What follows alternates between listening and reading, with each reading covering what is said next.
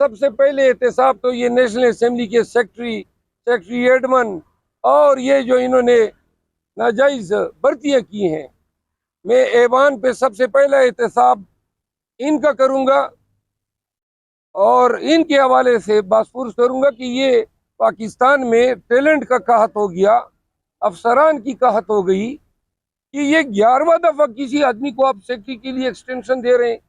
अगर थोड़ी सी शर्म हया है इस शहबाज शरीफ की आंखों में और रती बर ज़मीर है तो इसको शर्म आनी चाहिए एक ऐसे नशीस पे बैठने से जो इसका हक ही नहीं बनता है।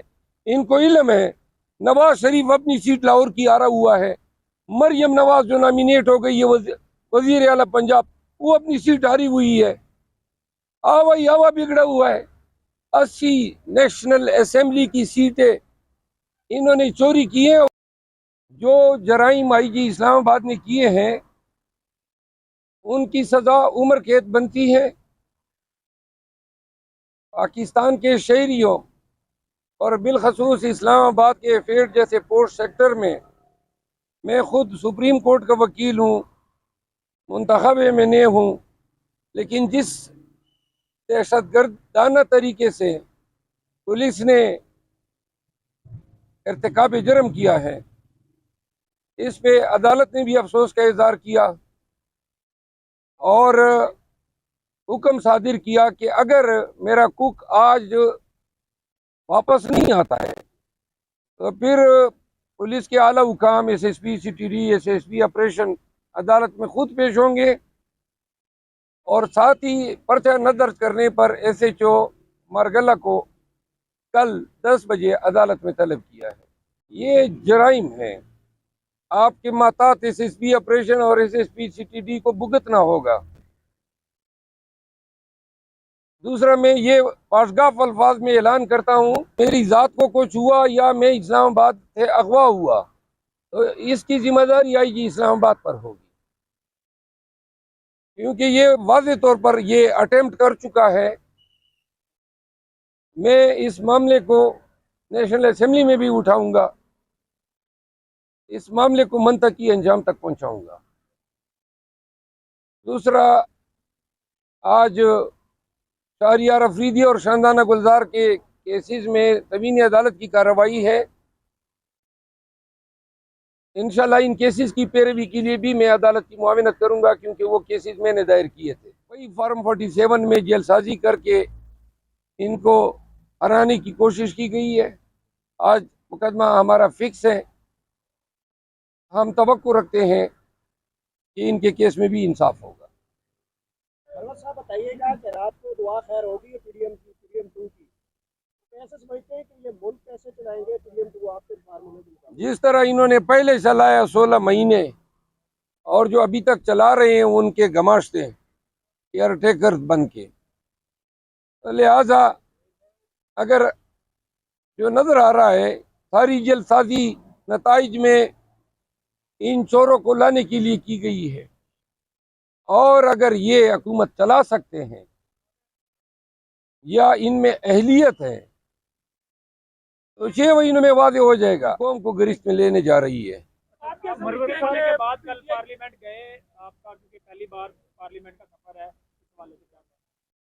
मैं नेशनल असेंबली गया हूँ, वहां पर पहले से ही स्पीकर नेशनल असेंबली जो है उनके बारे में इल्म हुआ कि उन्होंने इंतहाई नाजायज भर्तियाँ की हैं कौमी असम्बली में, तो लिहाजा सबसे पहले एहतसाब तो ये नेशनल असेंबली के सेक्रेटरी एडमन और ये जो इन्होंने नाजायज भर्तियाँ की हैं, मैं ऐवान पे सबसे पहला एहतसाब इनका करूँगा और इनके हवाले से बासपुरस करूँगा कि ये पाकिस्तान में टैलेंट का कहत हो गया, अफसरान की कहत हो गई कि ये 11वां दफ़ा किसी आदमी को आप सेक्रेटरी के लिए एक्सटेंशन दे रहे हैं और करोड़ों रुपए तनख्वाहों की मद में ले जा चुका है। गवर्नमेंट ऑफ पाकिस्तान की डिक्लेयर्ड पॉलिसी है कि सिर्फ इंतहाई कंपेलिंग यानी मजबूरी की हालत में आप किसी शख्स को एक दफ़ा कॉन्ट्रैक्ट पे एम्प्लाई कर सकते हैं, री एक्सटेंशन पे कतगन है। इल्म नहीं हो रहा है कि ये 11वीं दफ़ा इस सेक्रेटरी को किस तरह दिया गया। इसी तरह सेक्रेटरीट जो कोई डीएमजी अफसर है वो हजरत बैठे हुए हैं।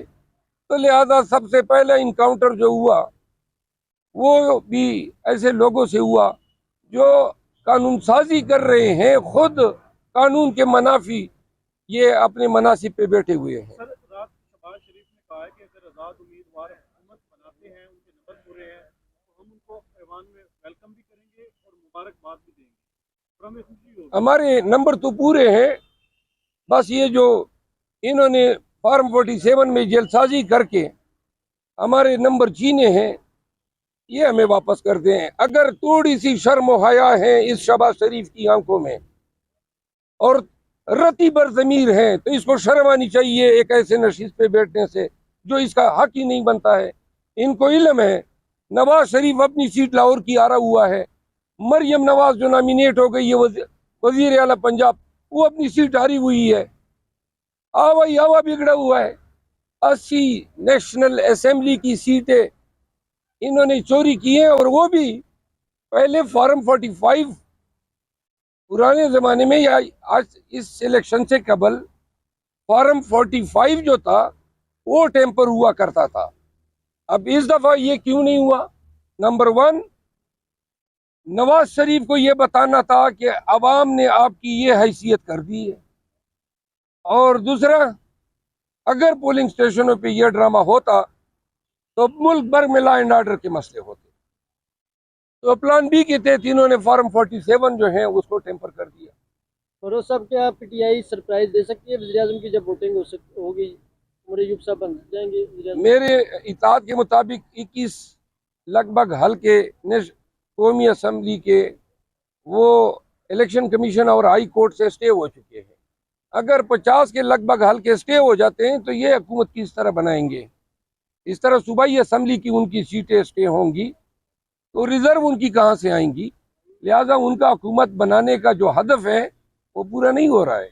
बताइएगा कि आईएमएफ की तीसरी केस आ रही है, लेकिन तीसरी केस में उन्होंने आईएमएफ की डील में free and fair transparent election शर्त थी और इलेक्शन का इन्होंने ये हाल कर दिया है।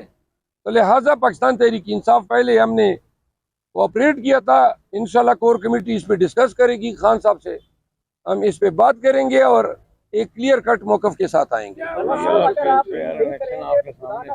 पाकिस्तान डिफॉल्ट करेगा तो नजरें तो या जो डायरेक्शन आएगी तो वो पीटीआई की तरफ आएगी। देखिए, पाकिस्तान तहरीक इंसाफ ओवरसीज के बलबूते पे रिमिटेंसीज की मद में इस मुल्क को इन माशी बदतरी से निकाल सकती है। दूसरी बात, अगर ये शर्त है कि जी कौम डिफॉल्ट करेगा और डिफॉल्ट से बचाने के लिए पीटीआई ने फिर कुर्बानी देनी है, हमारे लिए डिफॉल्ट से कबल और तमाम चीज़ों से अव्वल तर जो है वो रूल ऑफ लॉ है। जिस मुल्क में जिस रियासत में कानून की हुक्मरानी ना हो वो अखलाकी तौर पर भी डिफॉल्ट कर चुका होता है, कानूनी तौर पर भी कर चुका होता है। अगर रूल ऑफ लॉ नहीं है 10 दफ़ा ये मुआशी तौर पर डिफॉल्ट कर जाए, लेकिन मुल्क को ज़रूरत है रूल ऑफ लॉ की। अगर रूल ऑफ लॉ कंप्रोमाइज होती है मुआशी डिफॉल्ट पे, हमारी तरजीह जो है रूल ऑफ लॉ होगी। बहुत शुक्रिया sir, thank you. Bilawal Bhutto कह रहे थे कि हमने बारहा आपसे रिक्वेस्ट की कि हम मिलकर हुकूमत बनाएंगे, तो किस वजह से? यही बात तो मैं कर रहा था कि पीपल पार्टी हमें बार बार कह रहे थे आए मिल के हुकूमत बनाते हैं। हम पाकिस्तानियों को बताना चाहते हैं हमारी कोई ख्वाहिश नहीं है ऐसे लोगों के साथ हुकूमत बनाने पे जो खुद मैंडेट चोरी कर चुके हैं। तो लिहाजा प्लीज जरा थोड़ी सी ये तवज्जो दें। बिलावल भुट्टो साहब पीपल पार्टी, MQM और नून के साथ जिन्होंने हमारा मैंडेट चोरी किया है, कतईन जो है हम हुकूमत साजी का हिस्सा नहीं बनेंगे।